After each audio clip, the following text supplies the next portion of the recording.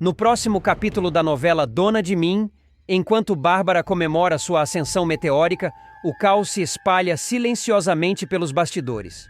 A lutadora fecha um contrato milionário com Heidegger, que aposta alto nela e em Lucas como os novos rostos do esporte. O empresário, fascinado pelo carisma e pela coragem da jovem, promete torná-la uma estrela. Mas seus planos vão muito além do marketing. Entre brindes e flashes, há segundas intenções escondidas sob o verniz do sucesso. Do outro lado, Lucas tenta disfarçar o cansaço e a inquietação. Para os outros, ele é apenas um atleta focado. Mas Rian, seu irmão, percebe os sinais de um velho fantasma. Ele insiste, quer que Lucas faça um exame toxicológico. O lutador desconversa, sorri e muda de assunto. Um gesto automático de quem carrega segredos que ameaçam ruir a qualquer momento. Antes de continuar, clique no botão de gostei, se inscreva no canal e comente de qual cidade você assiste a novela. Enquanto isso, o amor e a dor se cruzam em diferentes direções. Ayla, ao descobrir que Filipa e Jaques estão juntos, sente o coração despencar. Sua força parece se dissolver entre lágrimas. Já Jeff, cansado de fingir indiferença, cria coragem e pede Stephanie em namoro. A emoção toma conta da moça, que aceita entre sorrisos e esperança. Um raro respiro em meio a tantas decepções. Marlon, sempre movido pelo desejo de harmonia, ajuda Alan a se reaproximar de Jussara, acreditando que ainda há espaço para perdão. Ao mesmo tempo, Claudinei aparece com uma notícia que faz Valkyria gelar. Wanderson está de volta. A informação cai como um trovão, e o medo de um novo desastre se instala. Mas Marlon não para por aí. Ele também impede Pompeu de cometer uma injustiça contra Aldemir, mostrando que ainda há quem lute pelo certo, mesmo quando tudo parece perdido. E então vem o golpe final. Samir e Ricardo entram no escritório de Samuel com uma notícia devastadora. As novas peças da Boaz podem ter sido fabricadas ilegalmente. O silêncio toma conta da sala. O escândalo ameaça destruir reputações e colocar a empresa, e todos que vivem em torno dela, no centro de uma tempestade que está apenas começando. Rian tentará se afastar do mundo do crime, mas as ilegalidades continuarão a assombrá-lo. Mesmo decidido a recomeçar, o ex-presidiário perceberá que o ambiente onde vive, entre lutas, apostas e ambições, está cada vez mais contaminado por pessoas dispostas a tudo por dinheiro. E uma dessas pessoas será justamente Bárbara, a lutadora que ele acreditava conhecer. No início, Rian apenas estranhará as atitudes da atleta. Bárbara começará a agir de forma obsessiva, falando sem parar sobre vitórias, contratos, patrocínios e fama. O olhar dela brilhará mais por cifrões do que por conquistas. Quando o nome de Lucas começar a circular entre os apostadores, Bárbara verá uma oportunidade de transformar o talento do rapaz em lucro rápido, custe o que custar. No galpão de kickboxing, a monitora conversará às escondidas com Heidegger. Ele, sempre interessado em lucros fáceis, verá em Lucas uma mina de ouro. Esse garoto tem garra. Se vencer, as apostas vão bombar, dirá o empresário, deslizando um envelope para Bárbara. Parte dos lucros será sua, mas eu preciso de resultados. A partir daí, Bárbara cruzará uma linha perigosa. Ela decidirá dopar Lucas antes da luta, acreditando que uma dose controlada de estimulantes garantiria a vitória. Sem imaginar as consequências, ela esconderá os comprimidos em um shake pré-treino e o convencerá a tomar. Lucas, confiante e ingênuo, aceitará. Rian, porém, perceberá que algo está errado. Durante o aquecimento, notará o irmão inquieto, suando mais que o normal, com as pupilas dilatadas. "Tá tudo bem, mano?" perguntará. Lucas tentará disfarçar, mas sua respiração ofegante o entregará. Rian insistirá. "Você usou alguma coisa?" Antes que Lucas responda, Bárbara intervirá. "Ele só tá nervoso. Normal antes de uma luta importante." A resposta não convencerá Rian. Sua experiência com o submundo o tornara bom em detectar mentiras. Ele observará o tremor das mãos de Bárbara e o modo como ela desviava o olhar. A desconfiança crescerá dentro dele como uma labareda. Durante a luta, Lucas começará arrasando. Seus golpes serão precisos, a força além do esperado. Heidegger sorrirá satisfeito na arquibancada e Bárbara vibrará como se fosse ela mesma quem estivesse no ringue. Mas nos minutos finais, o pesadelo começará. O corpo de Lucas não aguentará o efeito da substância. Ele cambaleará, soltará os punhos e cairá desacordado diante de todos. O ginásio mergulhará em silêncio. Rian invadirá o ringue, desesperado, enquanto Bárbara tentará disfarçar o pânico. "Ele vai ficar bem!" gritará, mas sua voz sairá trêmula. Os médicos correrão para socorrer o lutador, que recobrará a consciência minutos depois, sem entender o que aconteceu. Mais tarde, sozinho no vestiário, Rian olhará fixamente para Bárbara. "O que você fez com meu irmão?" questionará, a voz carregada de fúria. Ela tentará se defender. "Você está me acusando sem provas." Mas Rian não recuará. "Provas? Eu conheço o cheiro dessas porcarias. Eu vivi cercado disso, Bárbara. E sei quando alguém foi dopado." A tensão entre os dois crescerá. Bárbara, acuada, ainda tentará inverter a situação. "Você fala como se fosse um santo. Esqueceu o que já fez?" Rian se aproximará, encarando-a com frieza. "Eu paguei pelo que fiz, e não vou deixar você destruir o que resta da nossa família." Enquanto isso, Heidegger tentará se afastar discretamente da confusão, mas Rian o interceptará na saída do galpão. "Você também vai responder por isso. Eu sei que essa sujeira não foi ideia só dela." O empresário fingirá inocência, mas a expressão tensa o entregará. Nos dias seguintes, Rian passará a investigar por conta própria. Conversará com outros atletas, pedirá imagens das câmeras de segurança e até confrontará o médico responsável pelos exames antidoping. As peças começarão a se encaixar. Os horários, os frascos adulterados, o patrocínio repentino de Bárbara. Enquanto o cerco se fecha, Bárbara entrará em colapso. Sentindo-se vigiada, ela cometerá erros bobos, esquecerá o celular destrancado, falará demais nas redes sociais e começará a se contradizer nas entrevistas. Em uma delas, dirá que Lucas sempre tomou suplementos, algo que ninguém jamais ouvira antes. Rian, determinado, encontrará mensagens trocadas entre ela e Heidegger, nas quais negociavam valores das apostas. A farsa, enfim, virá à tona. Ele levará o celular até a polícia e, com a ajuda de Marlon, reunirá as provas necessárias. O confronto final entre Rian e Bárbara será explosivo. Ele invadirá o apartamento da lutadora durante a noite e ela, assustada, tentará esconder os frascos de comprimidos. "Não adianta mais, Bárbara. Eu já sei de tudo", dirá ele segurando o celular. Ela tentará negar. "Você não entende. Eu fiz isso por nós, pelo time, por tudo que construímos." Rian rirá com ironia. "Você destruiu tudo. Isso sim. O que você chama de vitória, eu chamo de crime." A lutadora, tomada pelo desespero, chorará.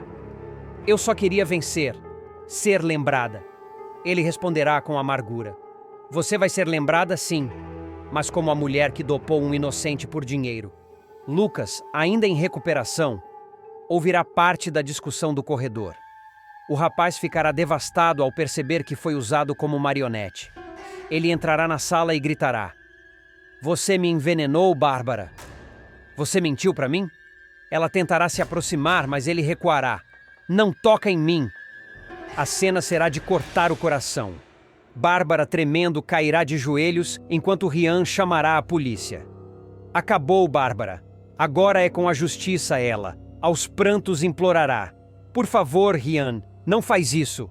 Eu não queria machucar ninguém." Mas ele, com os olhos marejados, responderá: "Você machucou meu irmão. E isso eu nunca vou perdoar." A prisão de Bárbara abalará profundamente o universo das lutas. O escândalo se espalhará pela imprensa, e os vídeos do desmaio de Lucas se tornarão virais. As redes sociais se dividirão entre ódio e compaixão, transformando o caso em um verdadeiro tribunal público. Heidegger, acuado, tentará jogar toda a culpa sobre a lutadora, alegando que não sabia das substâncias ilícitas. Mas Rian, determinado, mostrará às autoridades as mensagens que provam a cumplicidade dele. Enquanto isso, Lucas permanecerá internado, debilitado tanto fisicamente quanto emocionalmente. Ele se culpará por ter acreditado em Bárbara, por ter buscado aprovação onde deveria ter exigido respeito.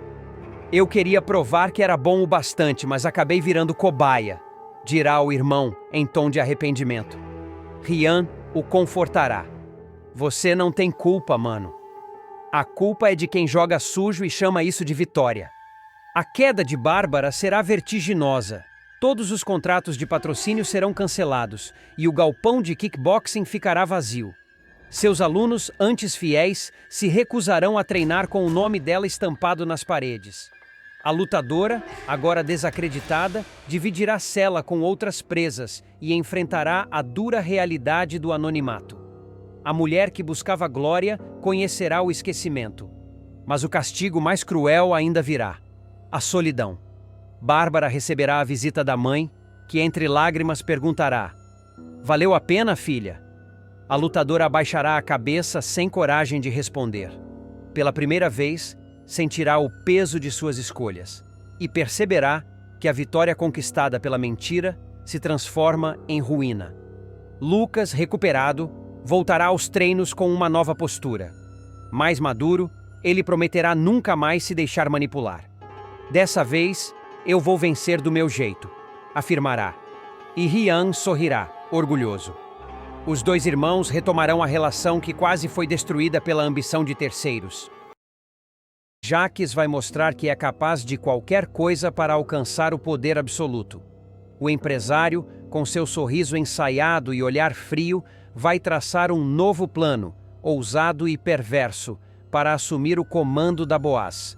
Sua estratégia será uma combinação de manipulação emocional, chantagem velada e sedução calculada.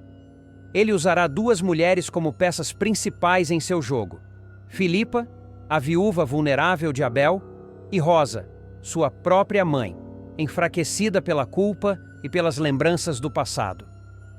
Jacques percebe que Filipa, ainda abalada pela morte do marido, busca refúgio em qualquer gesto de afeto. Ele se aproveita disso. Passa a se mostrar protetor, compreensivo, quase um confidente. Finge se importar com o sofrimento dela e com o futuro de Sofia, a menina que agora vive longe da mansão. Aos poucos, começa a plantar ideias, com frases sutis, ditas sempre em momentos de fragilidade. Você é a única capaz de dar a Sofia a vida que ela merece. Ele sussurra, sabendo que está abrindo o caminho para um golpe maior. Filipa, sem perceber, começa a se deixar guiar.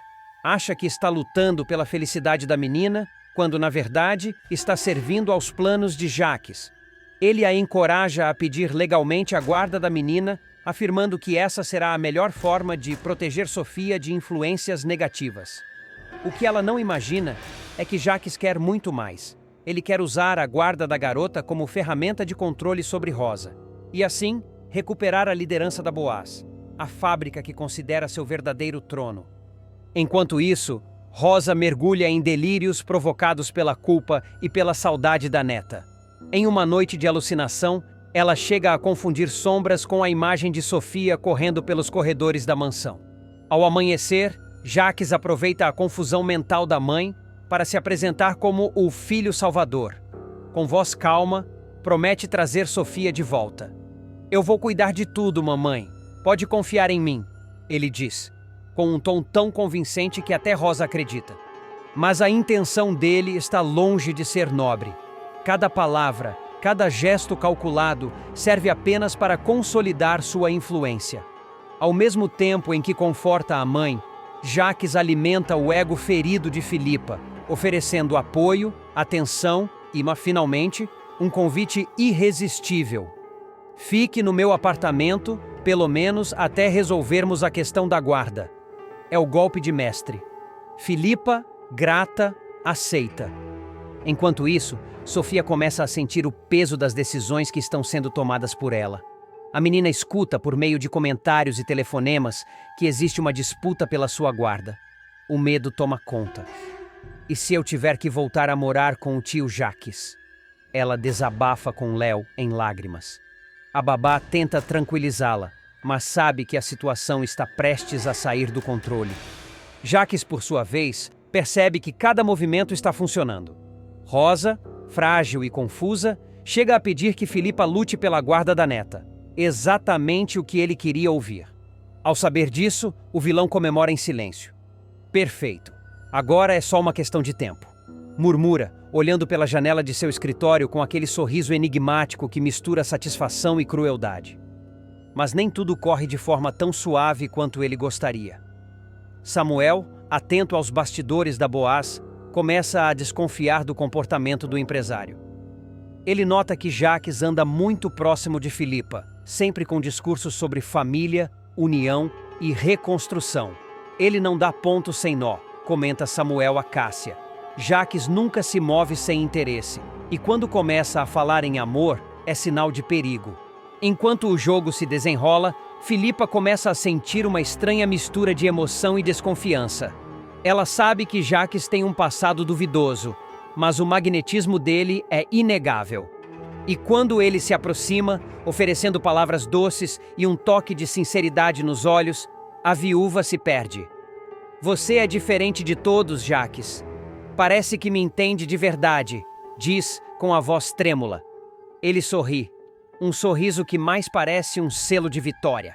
Na mansão, Rosa vive um ciclo de lucidez e delírio. Há momentos em que reconhece o perigo, em outros, defende o filho com unhas e dentes. Ele mudou Filipa.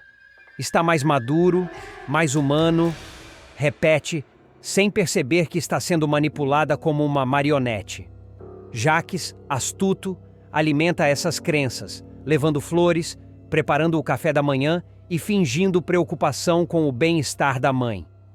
O que eu mais quero é ver nossa família unida de novo, mamãe. Mas a união que ele planeja é uma armadilha. Assim que Filipa tiver a guarda de Sofia, Jaques pretende assumir as decisões legais e financeiras da menina, o que na prática o colocará de volta no comando da Boaz. Ele já até conversa com Ricardo sobre documentos e estratégias, disfarçando tudo como um apoio jurídico à causa familiar.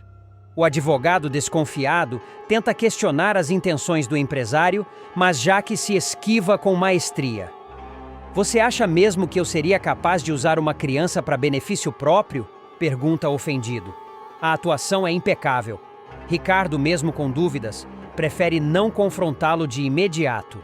Enquanto isso, Filipa começa a ser vista constantemente ao lado dele, o que gera comentários dentro da fábrica. A viúva de Abel andando com Jaques Boaz? Isso não vai acabar bem, cochicha uma funcionária. Outros, mais ousados, apostam que o relacionamento já é mais íntimo do que aparenta. Ele sempre consegue o que quer, não é? Essa mulher vai ser o próximo degrau. E é exatamente isso que Jaques quer. Que todos acreditem que ele está apenas apaixonado. Assim, ninguém percebe o que realmente está por trás. Um movimento calculado para retomar o império da família Boaz e transformar todos à sua volta em peças do seu tabuleiro. Jaques acredita que está prestes a alcançar a glória. Cada movimento foi calculado com precisão. A emoção de Filipa, a vulnerabilidade de Rosa, o medo de Sofia. Tudo parece se encaixar como peças de um quebra-cabeça sombrio. No entanto, o que ele não esperava era que as máscaras começariam a cair mais rápido do que imaginava. Filipa, por mais que tente se convencer de que está agindo pelo bem da menina, começa a sentir um incômodo crescente. Certas atitudes de Jaques despertam lembranças antigas. O olhar frio, os gestos controlados, o jeito como ele fala de poder com tanto prazer. Em uma noite silenciosa, ela escuta uma conversa suspeita entre ele e Ricardo. Não ouve tudo, mas o suficiente para entender que há algo errado. O contrato precisa ser assinado antes da audiência da guarda, diz Jaques num tom firme. Filipa congela atrás da porta. No dia seguinte, ela confronta o vilão. Você está tentando me usar, não está? Pergunta com os olhos marejados. Ele disfarça, faz drama, coloca a mão no peito e responde com voz mansa. Filipa, eu só quero o melhor para Sofia. E para nós. Ela hesita, mas as dúvidas já estão plantadas. Enquanto isso, Samuel intensifica sua investigação silenciosa. Ele descobre movimentações financeiras estranhas, reuniões secretas e até uma tentativa de Jacques de pressionar fornecedores da Boaz para retomar antigos contratos. Ele está montando uma estrutura paralela de poder, comenta preocupado.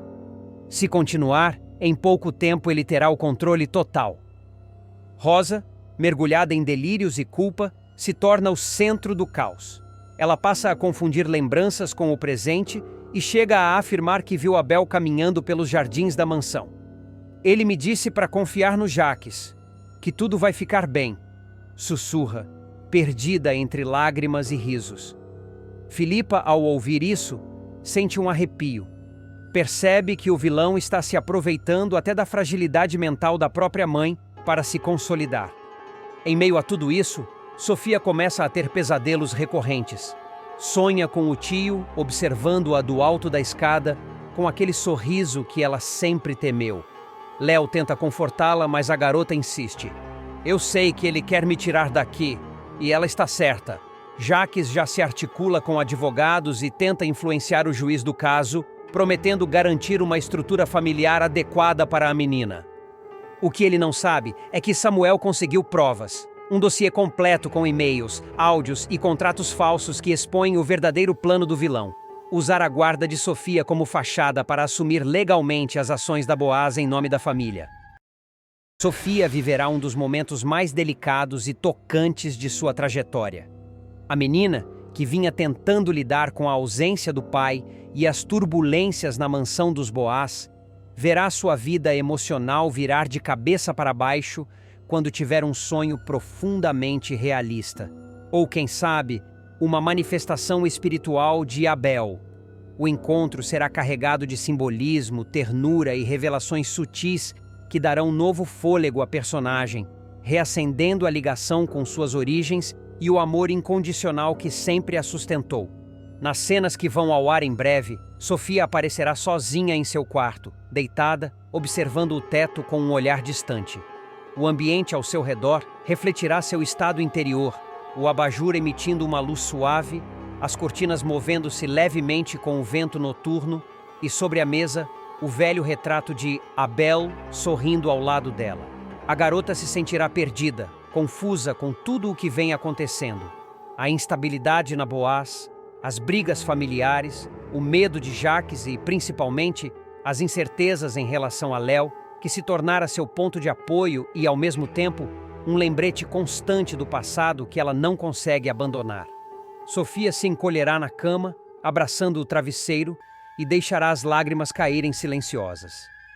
Pai, por que você me deixou? Murmurará com a voz embargada.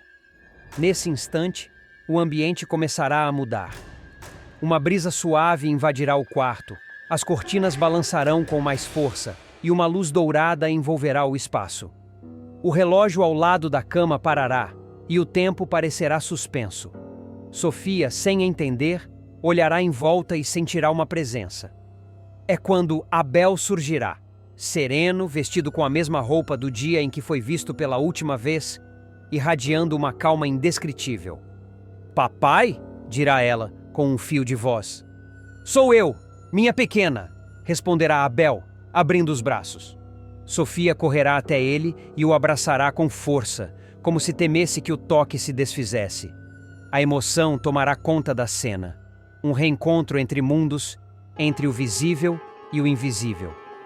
Abel acariciará os belos da filha e dirá com ternura: Eu nunca fui embora, Sofia.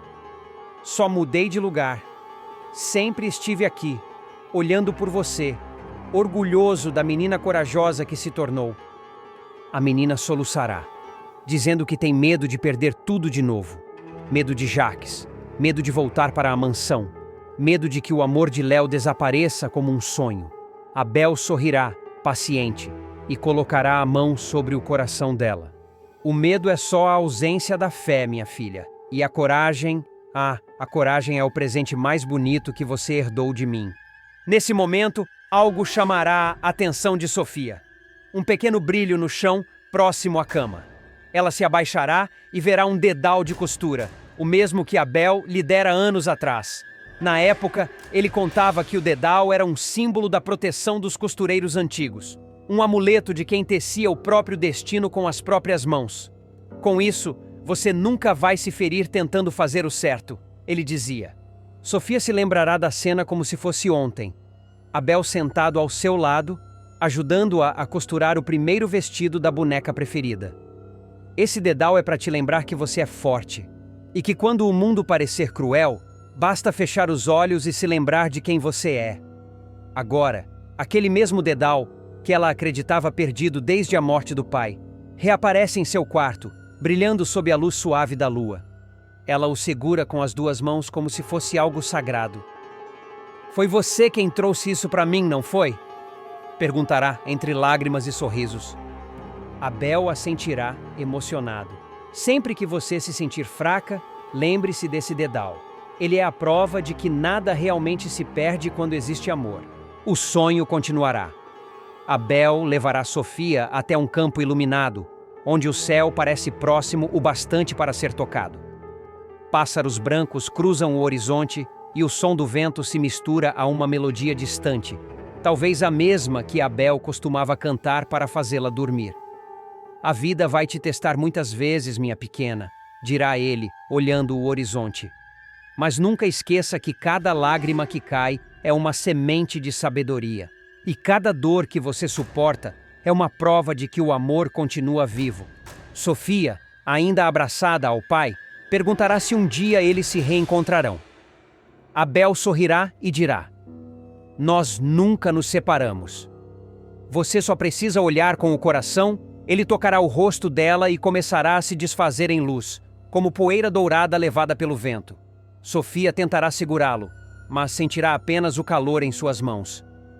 Não vá ainda, papai! Gritará, mas a voz dele ecoará.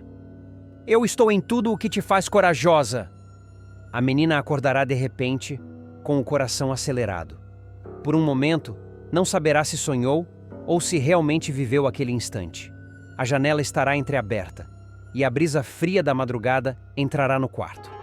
O relógio, que antes havia parado, voltará a funcionar. O dedal estará ali, firme em sua mão, como uma prova palpável de que o amor transcende qualquer barreira. Sofia o levará aos lábios num gesto de gratidão. Obrigada, pai, sussurrará. Nos dias seguintes, Sofia despertará com um novo brilho no olhar. A tristeza que antes a acompanhava como uma sombra começa a se dissipar, dando lugar a uma serenidade quase enigmática. Léo notará a diferença. O jeito como ela fala, anda, observa o mundo. Há algo nela que lembra a Bela. Uma força calma, um tipo de coragem silenciosa que inspira quem está por perto. A menina, ainda muito jovem, parece ter entendido algo que os adultos ao seu redor ainda não. Que o amor não termina com a morte, apenas muda de forma. Enquanto toma café com Léo na manhã seguinte, Sofia brinca com o dedal entre os dedos. Meu pai está comigo, diz com convicção. Léo tenta disfarçar o espanto, mas o tom firme da garota o comove.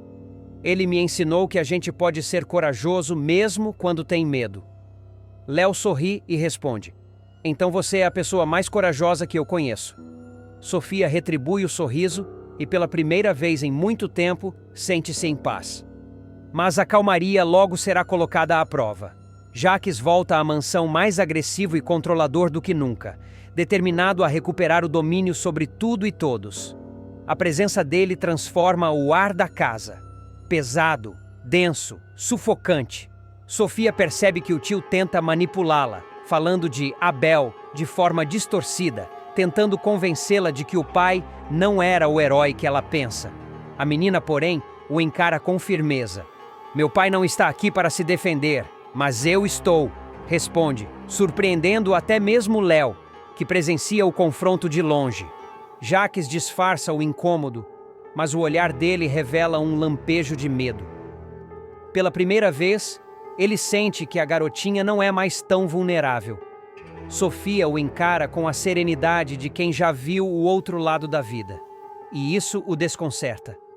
No fundo, Jacques teme tudo o que não pode controlar, e a nova postura de Sofia o atinge como uma ameaça silenciosa.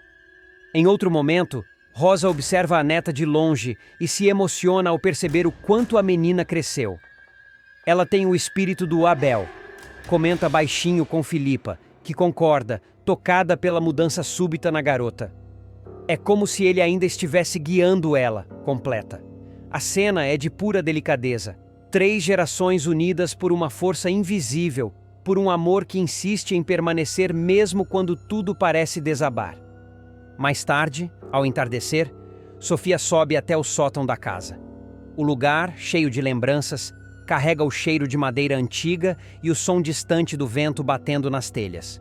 Ela se ajoelha diante de uma caixa com fotos e cartas antigas de Abel. Folheia as lembranças com cuidado, até encontrar uma carta que nunca tinha visto. O papel, amarelado pelo tempo, traz a caligrafia inconfundível do pai. Se um dia você sentir que o mundo é grande demais para o seu coração, feche os olhos. Eu estarei em cada batida dele, lembrando que você é minha melhor obra. As lágrimas caem, mas agora são de gratidão. Sofia guarda a carta e o dedal juntos, como quem sela uma promessa eterna. O vento sopra com força, abrindo a janela do sótão, e uma luz dourada invade o espaço, banhando a menina em calor e esperança. O medo dá lugar à fé. A dor se converte em memória boa. E Sofia, com o coração leve, compreende que o amor do pai nunca foi embora. Apenas mudou de morada, agora vivendo dentro dela. A partir desse dia, Sofia não voltará a ser a mesma menina assustada.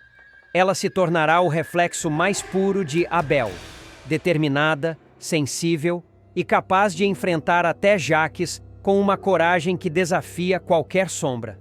E quando mais tarde, Léo a observar caminhando pelo jardim com o vento brincando em seus cabelos, ele terá certeza de uma coisa: a Bela cumpriu a promessa. Nunca deixou de estar ao lado da filha.